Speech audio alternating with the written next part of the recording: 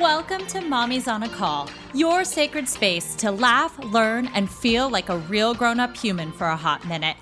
I'm Stephanie Uchima Carney, a mom of 3 under 6, serial entrepreneur, business strategist, and donut connoisseur, just trying to get through the day one cold cup of coffee at a time.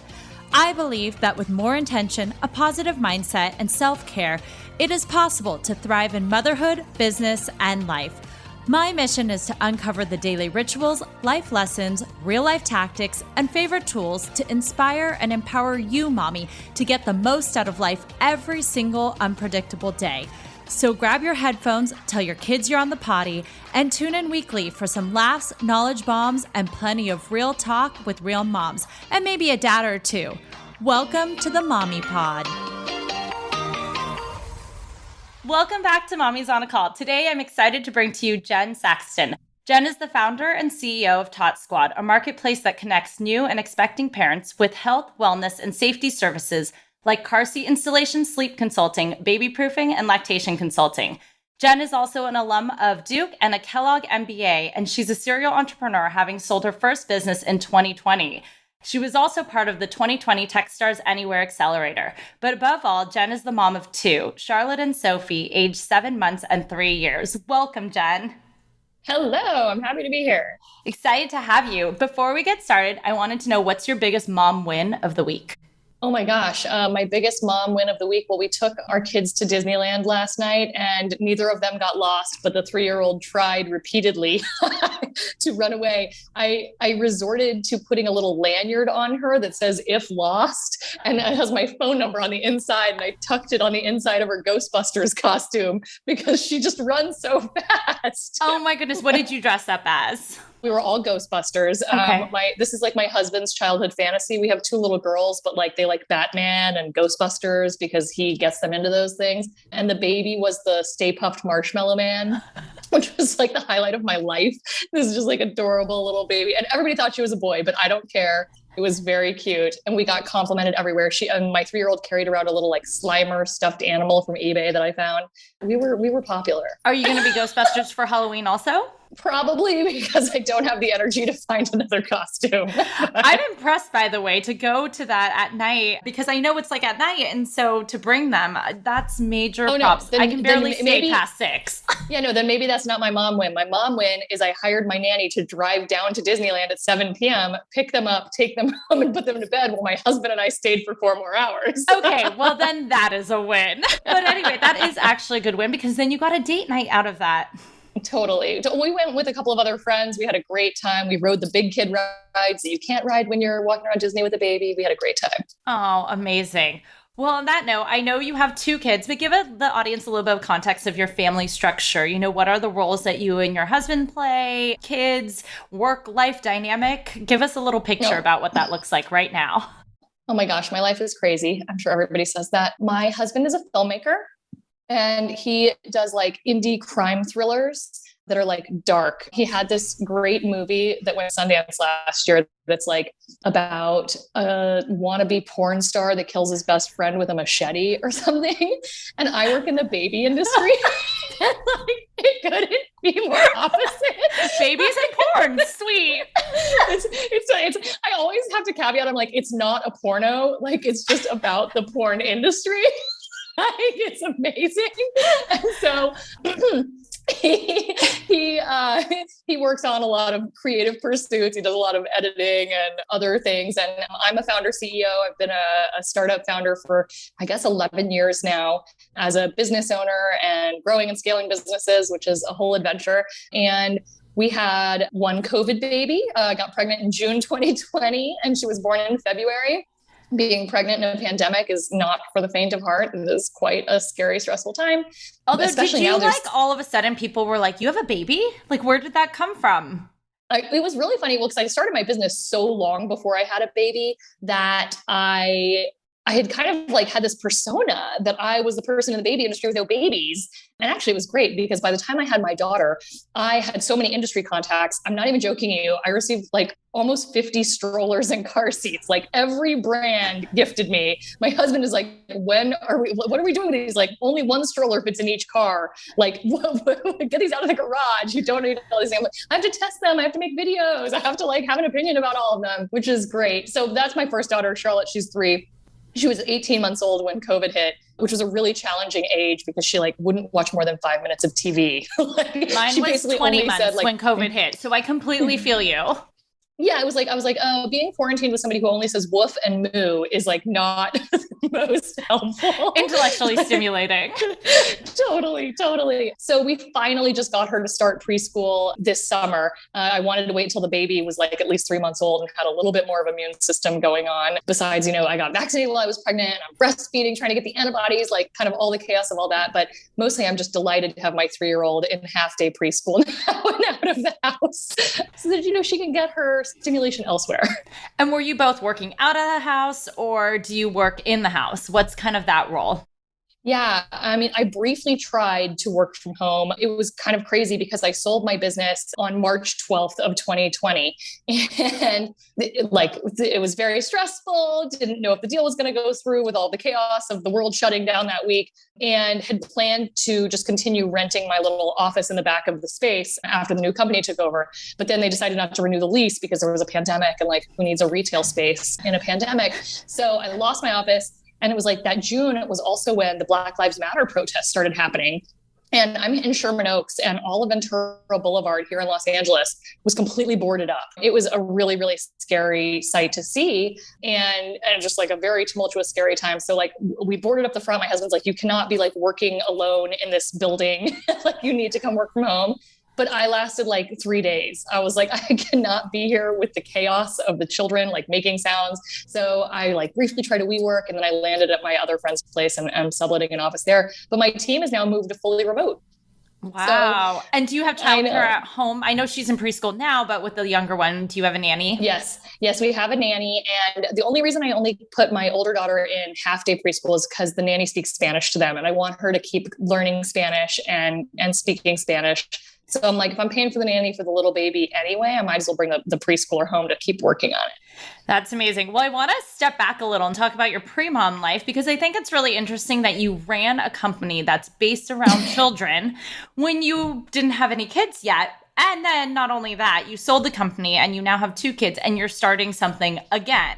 And so for most moms out there who are like, I would love to start something or all that, let's step back to the beginning and where did Tot Squad come from? How did you come up with this when you didn't even know what like kids were? Like you had no experience. I had none. Well, I mean, I guess if we're going back to the way beginning, I would say that I kind of always had this drive to have a family business. When I was a kid, I grew up in Austin, Texas, and my parents bought the miniature train in Zilker Park. For anybody who knows Austin, there's a little miniature train that goes around the park. And my dad managed the engineers, and my mom started the souvenir stand, and my little sister and I would go collect the tickets from people as they were getting on the train. And we loved going to work with our parents. It was like so much fun to like be in that environment and have a family-owned business. And so I kind of had the same vision for myself. When I graduated from Duke and I was doing management consulting, I saw all of these women turning 30, trying to start a family and make partner at the same time. And they were like leaving the workforce in droves. Like we eventually had no female partners left. And I just kept thinking to myself, like, I'm really ambitious. I want a big career, but I also want a family. And like, how am I going to do both of those things simultaneously? Because I kind of just always had that nugget of like the joy of being able to like go to work with my parents. So I started following the idea of like work-life balance as a trend. And this is like 2006 and 7 or something. It was like long before it was a thing. And I always say I'm the oldest millennial. I guess now there's a name for us. We're geriatric millennials. Exactly. Or I like to put on my thing Zennials, because I think we're like exactly the same. So yeah, I put Zennial. Yeah. We're an Zennial. Yeah. I was born in 82. And so I just thought this generation is just about to start having children. And like, we're already obsessed with work-life balance. It's going to be even harder once we're parents. So by the time I got to business school, I kind of had this thesis, like I want to improve work-life balance for busy moms. How can I do it? So I just like would tell everybody that. And then people would share ideas with me and their problems, their frustrations they were having as moms. And ultimately I landed on this idea that strollers and car seats were really disgusting and really hard to like disassemble, to clean, to like repair, just like to deal with them. And I thought, well, there's got to be something here. Like everybody I've talked to said they hate dealing with this. There's nobody else out there solving this problem. Like, am I onto something? So I won the business plan competition and I went on to start the company. And I'm like, here I am with my like huge student loan debt from my like fancy MBA program. And on the weekends, I like went back to my strategy job during the days. And then on the weekends, I'm like driving this big yellow baby van, cleaning vomit and poop out of people's car seats in like 100-degree heat. And I'm like, I'm the freaking CEO. Like, this is what I'm doing with my MBA. But it's like working in the mailroom. You start from the beginning. You got to learn. You've got to learn. And it's truly an asset as you build a company to have done every job in the business, because you can really relate to what your like frontline staff are going through. So I really put in the hours there. So quick question then, once you had your kids, were you like, this is so easy. I can do childcare. Like I can clean up poop and everything. Were you like not phased? I mean, my husband like thinks that I know everything about babies. And I was like, I really just know like how to install car seats and like clean them. Like, I don't know how to breastfeed. I'm just like any other new mom, but he just assumed that I over-index. I mean, I did and do read a lot of mommy blogs. So I know more than the average person because that was part of my job. But when it comes to my own kids' disgust, I don't know. Like I tolerate a lot, I guess. Like if it's not actually smelly, like there's a lot of Cheerios and goldfish in my car seats right now. And it used to be before I sold that business, I was like, there's this pressure. If anybody sees me with a dirty stroller or car seat, like I can't be the face of my company and have my own gear be dirty. So I would like bring it into the office once a week and somebody would clean it for me, which is amazing. That's amazing. What do you think is like a common thread that you saw throughout all of these things that like, what were the biggest things that people did wrong? Or what are like the... Oh my gosh. I would say one thing that, I mean, car seat safety is... the statistics are abysmal. There was a study out of Washington State a couple of years ago that showed that 95% of new parents leaving the hospital with their new baby had a critical error in the use of their car seat. So like literally only 5% of people did it right. Because they're hard to use. I can see that. Can I tell you a little funny story? Yes. So my second kid came 4 weeks early and I wasn't anticipating that. And I had cleaned the first car seat, but I hadn't installed it.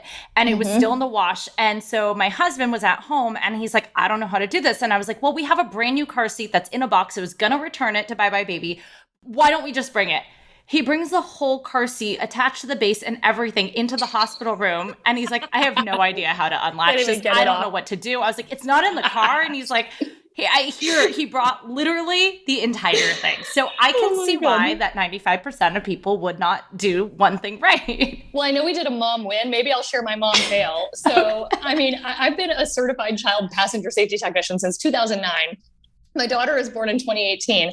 And I'm like, this is a big moment for me, like bringing my baby home from the hospital in the car seat for the first time. I'm going to like videotape the whole thing and use it on our social channels and all that. And I get home and I look at it and like the headrest was in the wrong position. It was too high. I was like, I cannot use this video anywhere. A person who is like a public face of child passenger safety, did not have my car seat properly used on my own child's way home from the hospital. I was like, I'm so embarrassed. I can never post this video anywhere. And then my second baby also came 3 weeks early, but we knew we were going to the hospital. My blood pressure was high. I was, I'm geriatric. So you gotta have the baby early. And we actually went to the hospital with no car seat. We brought no car seat for the baby. I was like, how did I manage to have 2 major car seat fails with both of my children? I can't even believe it. I'm so embarrassed. Well, it's a good thing to know that everybody is, it's not a mistake. It's perfectly normal. We don't have to be these perfect moms that we see on Instagram and things. So I love it. Thank you for being vulnerable and showcasing that. You should put it as like a do not do this. This is not for real. This is just exactly like don't videotape your car seat being used incorrectly with your small child. So now we flash forward and you have this company and now you have 2 kids. Well, 1 kid and then before you sold it. How are you managing that? What did your kind of pre-mom entrepreneur life look like? And then your post-mom, like what were the biggest, I think, like things that changed for you? Well, I will say, having worked in the baby industry, like a baby is a great accessory. Like it's a very baby friendly industry. And so gives you credibility. Totally. And lots of free goodies, which again is like awesome.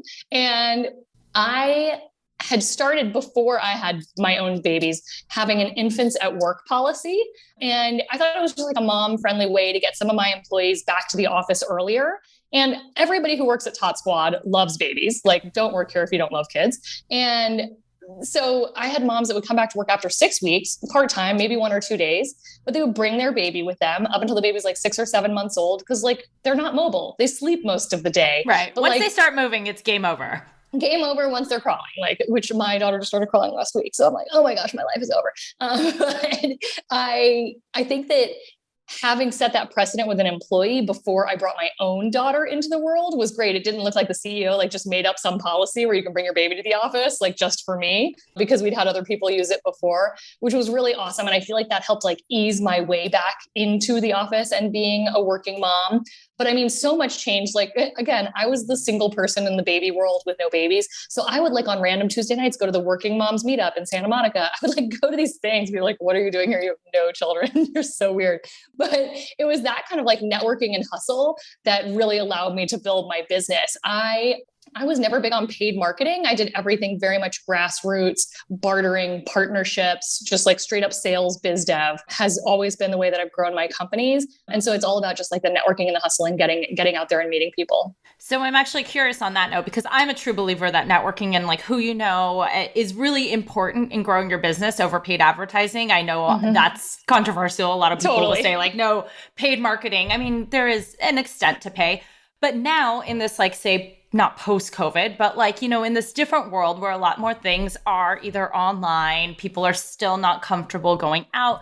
What do you see as a big shift in the way now you're building this business, this new business, even though it's still Tot Squad, but this new company versus before, since you were like out there hustling, not a mama? It's hard.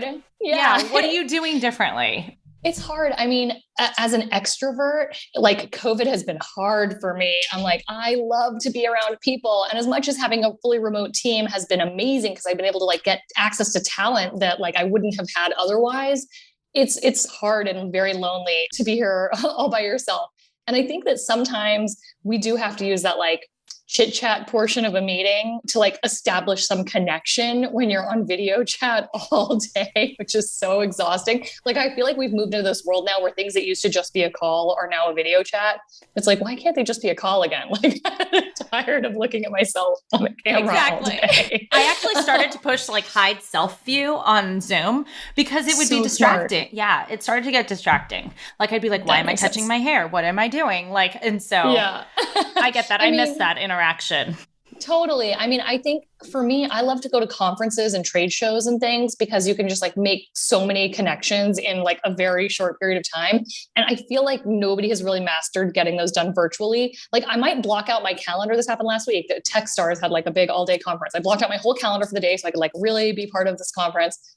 I like worked most of the day. I tuned in for 2 sessions, and it was no one's nice listening. That's part of Techstars. It was nice that I didn't have meetings on my calendar all day for once, but I just think it's so hard to like build new relationships virtually that I wish I had better answers for that. Like, I haven't really mastered it yet. I think I'm in a different position now, 11 years in than I was before, because now I have a lot of relationships. So I'm not having to like get out there and meet people as much, or like the kinds of people that I need to talk to are not the people that are like necessarily showing up to those types of events now. But it was really, really important to me in the early days to just be like networking any way I could. For sure. So then now let's look at, it was March of 2020. You weren't pregnant with your second yet, but you sold your company. You could have easily said, okay, I'm going to take a break. I'm not going to do anything. And then you become pregnant. So now you have 2 kids.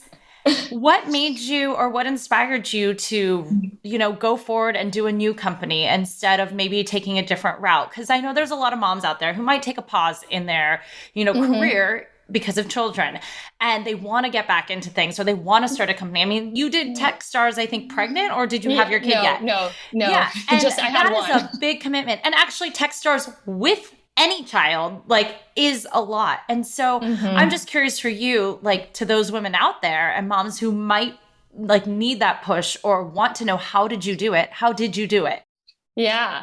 Well, a couple of things. First, I just want to talk about startup accelerators as a comment. So we got accepted into 500 startups and Techstars, and we got a term sheet from a VC in San Francisco, all the same like 2-week period. And I was trying to decide between the three of them.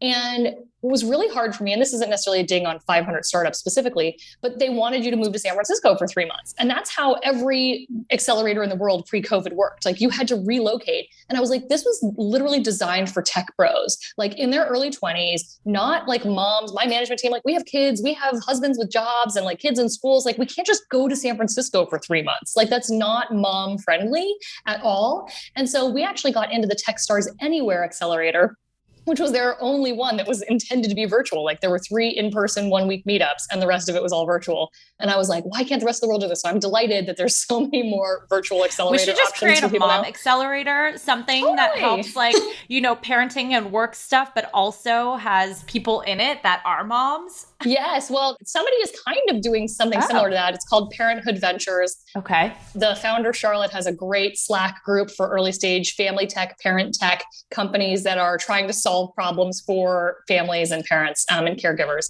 So if anybody is looking at business ideas in that space, check out Parenthood Ventures. It's amazing. But anyway, that was not the question that you asked me. So that was my aside about the tech bro culture of startup accelerators.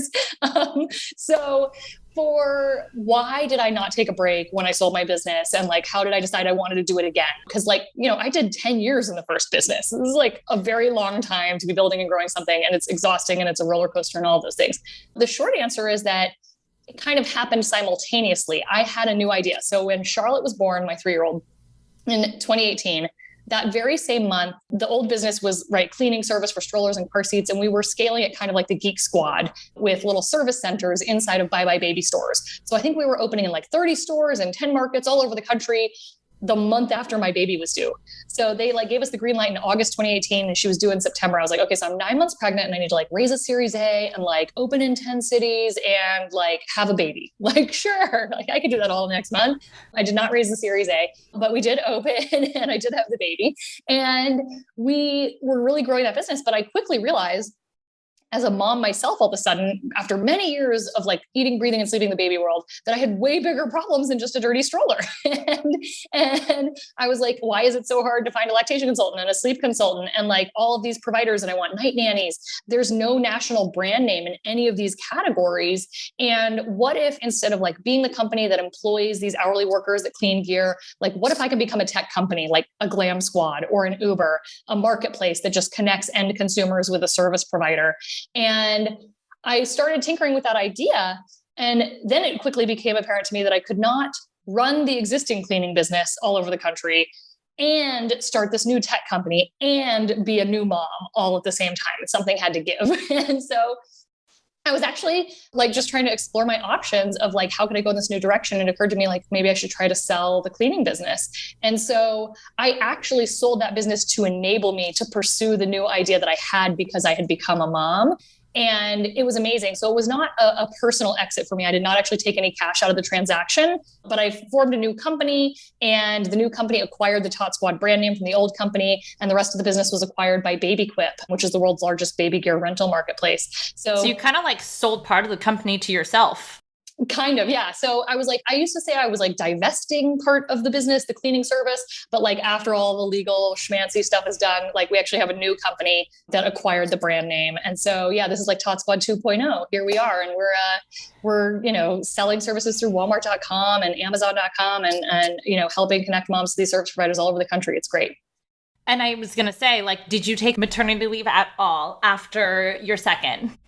Yes, but it was challenging. So we were in the middle of this restructuring, right? Because of the way the kind of legal entities had to get all sorted out after the sale of the core business. And I did have these angry investors emailing me while I was in the hospital, after I had my C-section.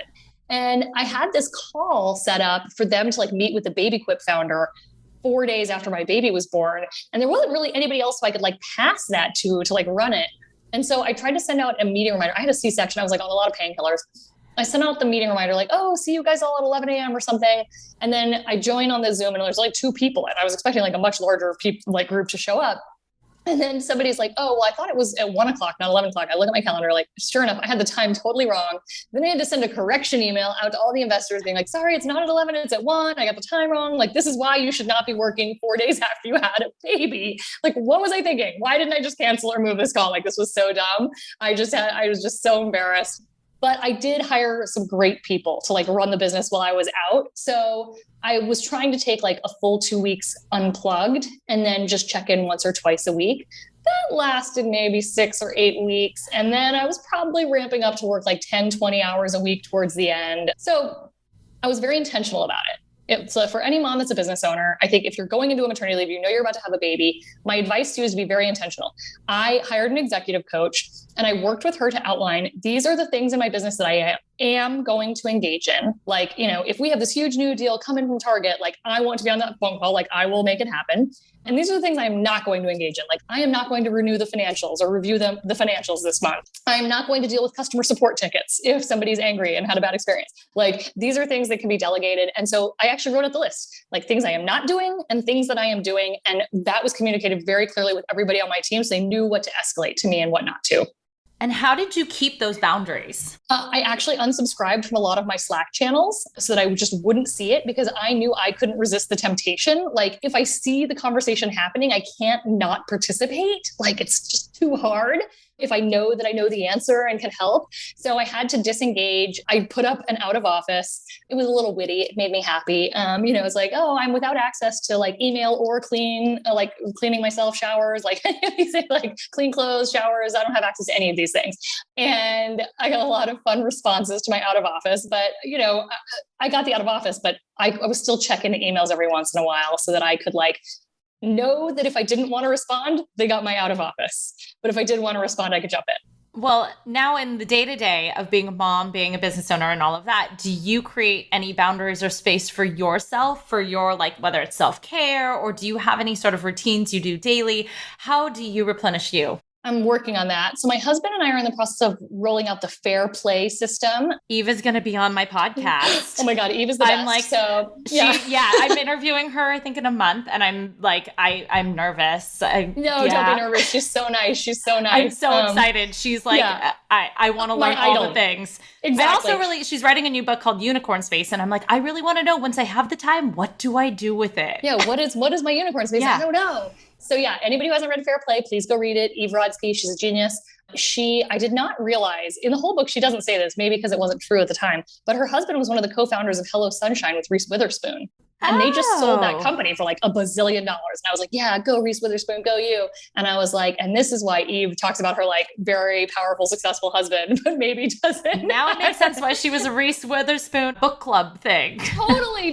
There's a connection it's there. All about who you know, connections. Exactly. I put the pieces together and I was like, this makes so much sense. So anyway, we're doing the fair play system and we're basically like just going through the cards to like agree with like, what does it mean to be the person who's in charge of like automotive? Like, yes, it means you take the cars for oil changes. And like, if there's a flat tire or a situation, like you deal with it, like whatever, like just agreeing to what each card entails. Because there's 100 cards for anybody who hasn't read it. And they're everything that you have to manage as like a family, a household with children in it, from watching the kids to like making sure you have an estate plan and life insurance and like paying the bills every month. Like every single thing that your household is managing is probably part of this deck. And what shocked me about this book was that it said the number of cards that like the typical male, like in a heterosexual couple, the typical husband holds that is like the magic number to like make women the most happy was 21 cards. Out of 100. But I was like, when I went through it and I was like, oh, I think my husband's doing 8 or 9. So like, yeah, if I could get to 20, that is twice as many. That was like, oh my God, that would be a game changer for me if I could give him 10 more things that I don't have to think about. So we're doing fair play. And as part of fair play, you are supposed to carve out this time for yourself for self-care. I do an annual like goal session for myself. So usually it's like the first business day of the year, like January 2nd or 3rd or whatever that day is.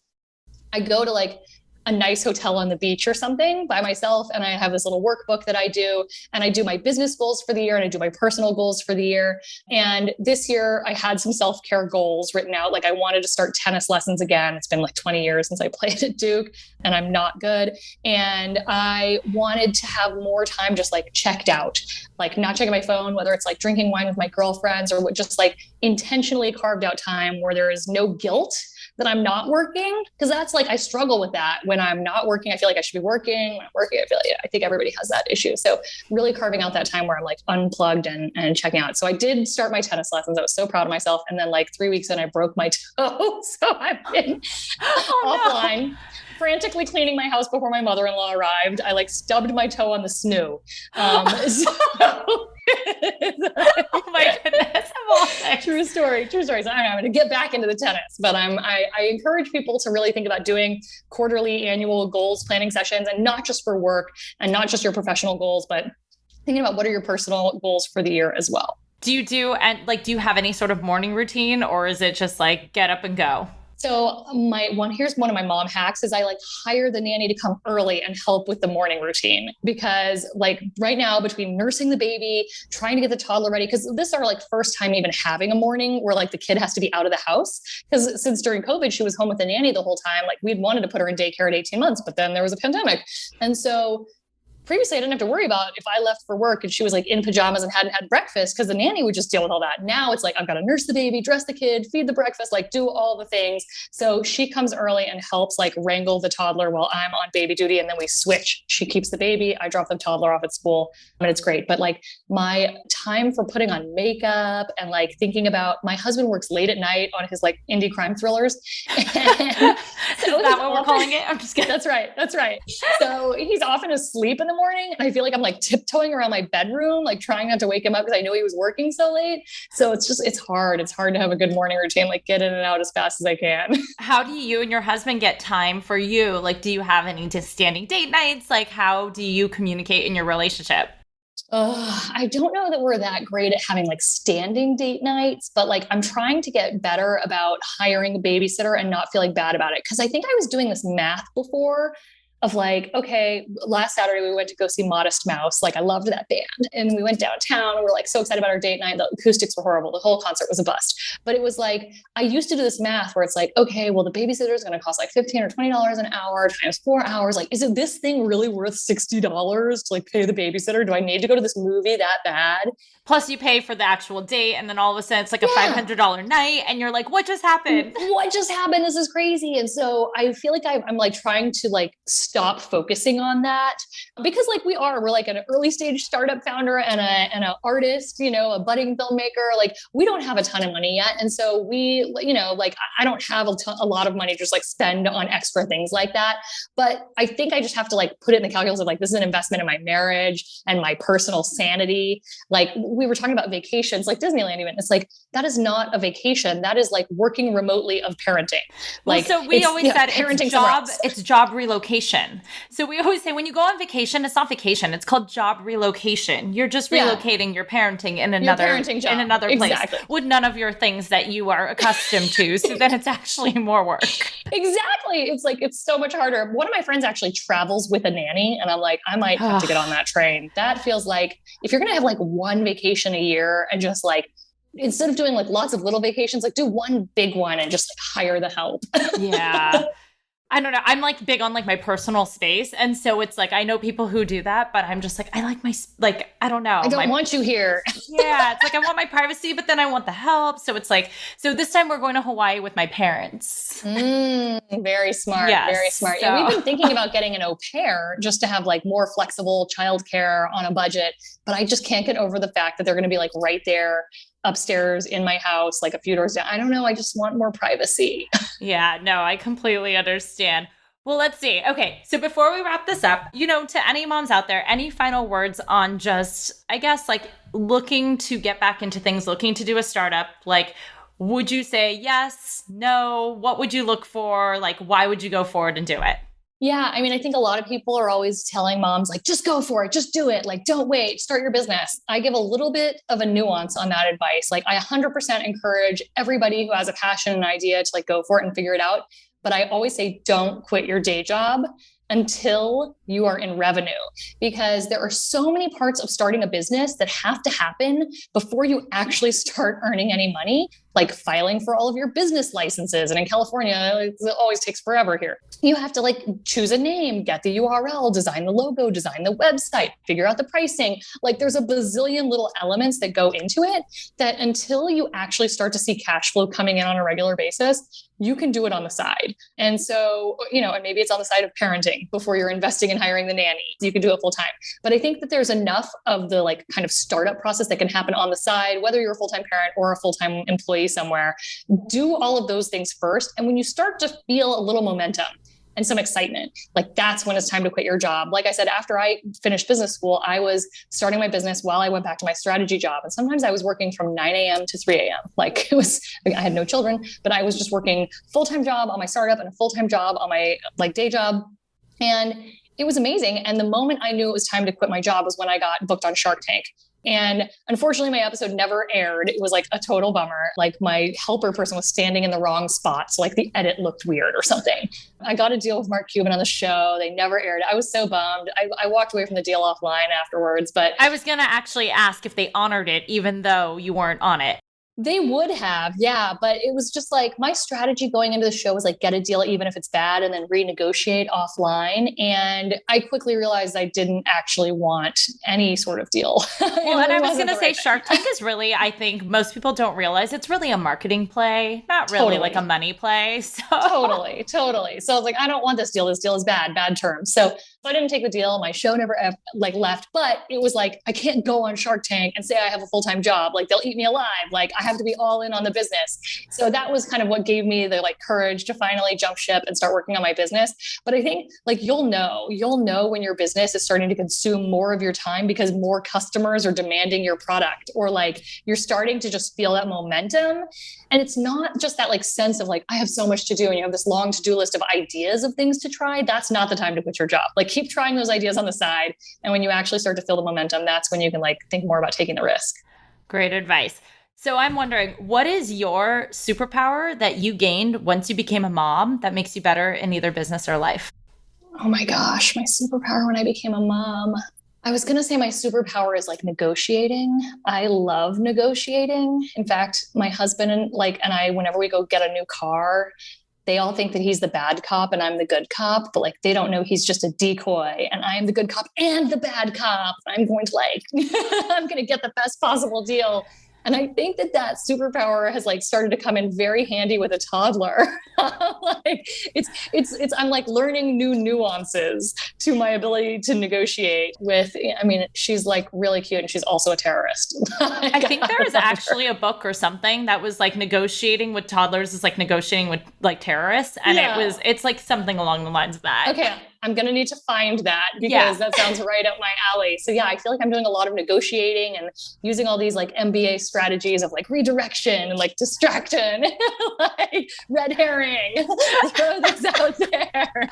So I'm definitely getting a new nuance to my negotiations. Awesome. Well, where can we find you online? We are at Tot Squad, TOTSQUAD on Instagram or Facebook or totsquad.com. And are you guys like live and everything? We can find lactation consultants. We can find different things.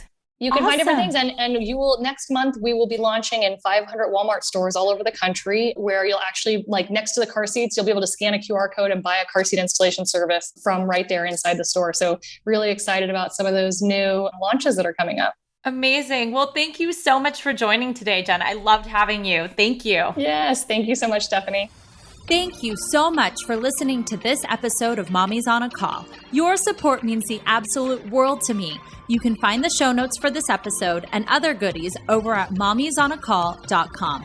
And if you enjoyed this episode or have gotten value from the podcast, I would be so grateful if you could head on over to Apple Podcasts and leave a rating and review so that we can reach and empower more moms all over the world together. Thank you so much again, Mommy Pod, and I will see you here next time.